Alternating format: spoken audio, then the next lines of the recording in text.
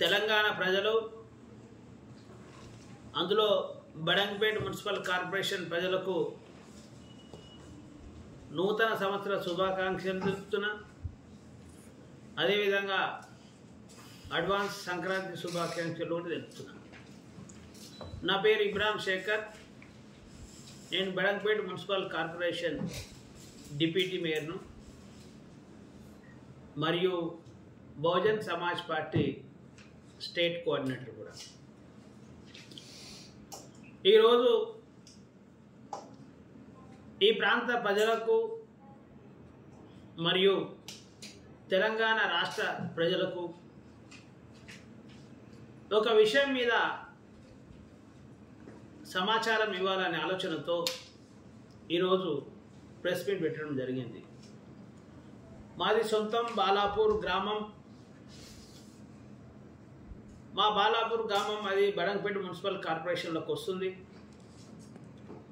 ఆ బాలాపూర్ గ్రామంలో మున్సిపల్లో ఒక యువకుడు బండారి సత్యనారాయణ సుమారు 30 సంవత్సరాలు ఉంటాడు. అతనికి ఒక భార్య, 2 పిల్లలు, ఒక కొడుకు, ఒక బిడ్డే. 5 సంవత్సరాలు, 3 సంవత్సరాలు. ఈరోజు బండారి సత్యనారాయణ అంటే అబ్బాయి యువకుడు చనిపోవడం జరిగింది. ఈ చనిపోవడానికి కారణం అతనికి ఏదో లాంగ్ స్టాండ్ డిసీజ్ లేదు. షుగరు, బీపీ, కిడ్నీ, లేకపోతే క్యాన్సరు రోగాలు ఏం లేవు అతనికి. నిన్నటి వరకు కూడా యాక్టివ్ ఉన్నాడు. ఉద్యోగం కూడా చేసిండు. ట్రాక్టర్ డ్రైవర్ చేసేవాడు, మున్సిపల్లో ట్రాక్టర్ డ్రైవర్ చేసేవాడు. సడన్గా మార్నింగ్ ఫోన్ వచ్చింది, మన మున్సిపల్లో పనిచేసే అబ్బాయి చనిపోయిండు అని. ఎందుకంటే కారణం తెలుపలే, బ్లడ్ వామిటింగ్ చేసుకొని చనిపోవడం. వివరాల్లోకి వెళ్తే, ఎంక్వైరీ చేస్తే ఆ విషయం నాకు కూడా తెలుసు. తాగడం వల్ల తన బాడీ అంతా లోపల పార్ట్స్ ఖరాబ్ అయిపోయి ఈరోజు చిన్న వయసులో చనిపోయి తన భార్యను, పిల్లలను అనాథాలు చేసి ఈ సమాజం ముంగడ పెట్టి పోయిన పరిస్థితి కనబడుతుంది. వాళ్ళు చాలా పేదలు. అమ్మగారు కూడా మంచాల మండలం ఇబ్రాహీంపట్నం కాన్స్టిట్యున్సీకి వస్తుంది. వాళ్ళు కూడా చాలా నిరుపేదలు ఉన్నారు. అయితే ఈ చావడానికి కారణం బెల్ట్ షాపులు టైమింగ్ పాటించకపోవడమే అని నేను కరాఖండిగా చెప్తున్నా. ఈ బెల్ట్ షాపులు కనుక టైమింగ్ పాటిస్తే ఈరోజు బండారి సత్యనారాయణ అనే యువకుడు చనిపోయేవాడు కాడు. బాలాపూర్ గ్రామమే కాదు,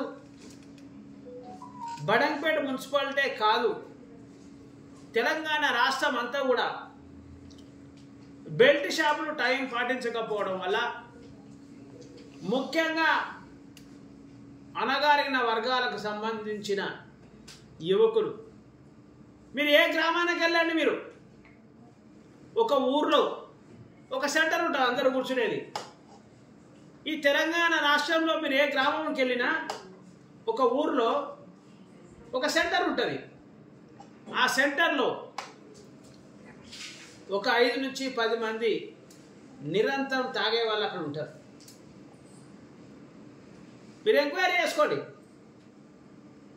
వాళ్ళు అలా కావడానికి ఉప్పులు అన్ని కొనుక్కపోయి మనిషి బతకనీకే, జీవితకాలం పెరగనీకే, బతకనీకే అవసరమయ్యే షాపులకే టైమింగ్ ఉందండి. అవునా కాదా? బెల్ట్ షాప్కి ఎందుకు టైమింగ్ ఉండదండి? బెల్ట్ షాప్ టైమింగ్ పెట్టండి. వాళ్ళు ఇష్టపడి తాగుతారు, ఇష్టపడి తాగరు. ఈ బెల్ట్ షాప్ల వల్ల 60 ఏళ్ళు బతికాడు, 30 ఏళ్ళకి చనిపోతుందండి. వాళ్ళ బాలపిల్లల పరిస్థితి ఏంటి? రాష్ట్ర వ్యాప్తంగా చాలా పెద్ద ఎత్తున ఇట్లాంటి ఇబ్బందులు జరుగుతున్నాయి. కాబట్టి రిపోర్టు మీరు కూడా ఆలోచన చేయాలి, నిజంగా ఏంది సమస్య? మనం అందరం తలుచుకుంటే ఈ సమస్య పరిష్కారం కాదా?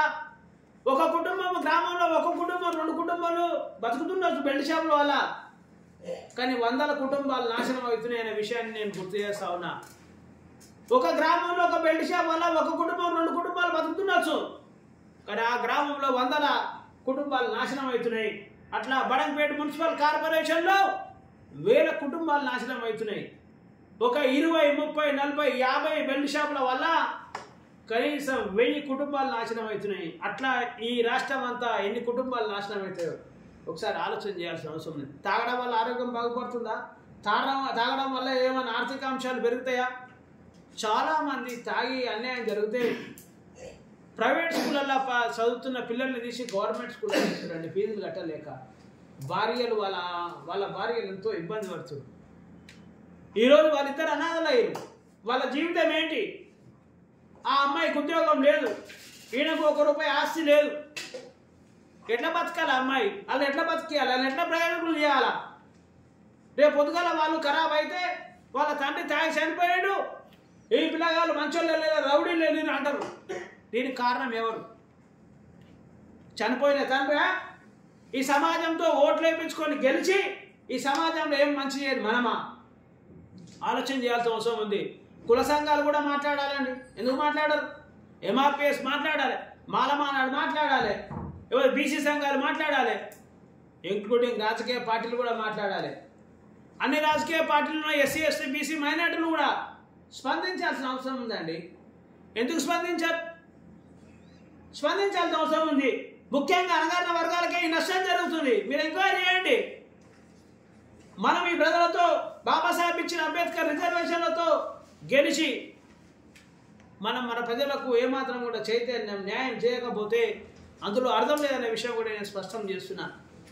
కాబట్టి మరొకసారి పోలీస్ డిపార్ట్మెంట్కు, ముఖ్యంగా బాలాపూర్ పోలీస్ స్టేషన్, మీర్కోట్ పోలీస్ స్టేషన్కు, ఆదిపట్ల పోలీస్ స్టేషన్ల పరిధిలో ఉన్న ఏదైతే ఎక్సైజ్ డిపార్ట్మెంట్ కానీ లేకపోతే ఏసీపీ ఎవరైతే ఉన్నారో మహేశ్వరం ఏసీపీ గారు, ఇబ్రాహంపట్నం ఏసీపీ గారు, లేకపోతే వనస్థలిపురం ఏసీపీ గారు, ఖచ్చితంగా మీరు దీన్ని కంట్రోల్ చేయాల్సిన బాధ్యత మీకుంది అని, చేయాల్సిన అవసరం కూడా మీకుంది అని, చేయాలని కూడా మేము మీకు రిక్వెస్ట్ చేస్తూ ఉన్నాము. ఈ అణగారిన వర్గాల తరఫున, ఈ పేద ప్రజల తరఫున ఎక్సైజ్ డిపార్ట్మెంట్ కూడా మీరు దీన్ని కంట్రోల్ చేయకపోతే ఖచ్చితంగా రాబోయే రోజుల్లో ఈ బెల్ట్ షాపుల మీదనే పెద్ద పోరాటం చేయాల్సిన పరిస్థితి వస్తుందనే విషయం కూడా స్పష్టం చేస్తున్నాం. మేము మొత్తం బంద్ చేయమని చెప్పట్లేదు. వైన్ షాపులాగా బెల్ట్ షాపులో కూడా టైమింగ్స్ కేటాయించాలనే విషయాన్ని స్పష్టం చేస్తున్నాం. మనుషులు ఇమ్మీడియట్గా ఈ ప్రాంతంలో ఉన్న ఎక్సైజ్ డిపార్ట్మెంట్ కానీ పోలీస్ డిపార్ట్మెంట్ కానీ వీటిపై చర్యలు తీసుకోవాలని మేము మనస్ఫూర్తిగా కోరుకుంటున్నాం, రిక్వెస్ట్ చేస్తున్నాం. లేని ఎడల ఈ రాష్ట్ర సీఎం రేవంత్ రెడ్డి గారికి పోయేంత వరకు సమాచారం మేము యుద్ధం చేస్తాం, సమాచారం చేస్తాం, పోరాటం చేస్తామనే విషయం కూడా స్పష్టం చేస్తాం.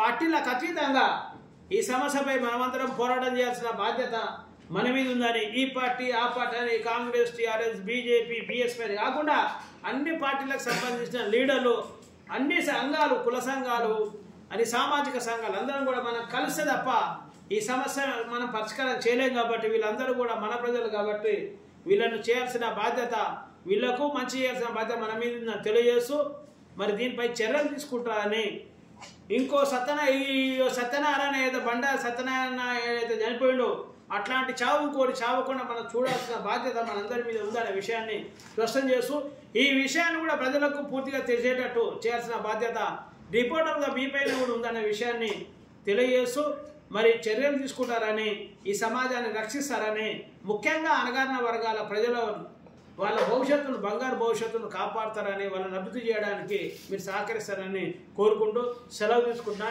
జై భీమ్, జై భారత్.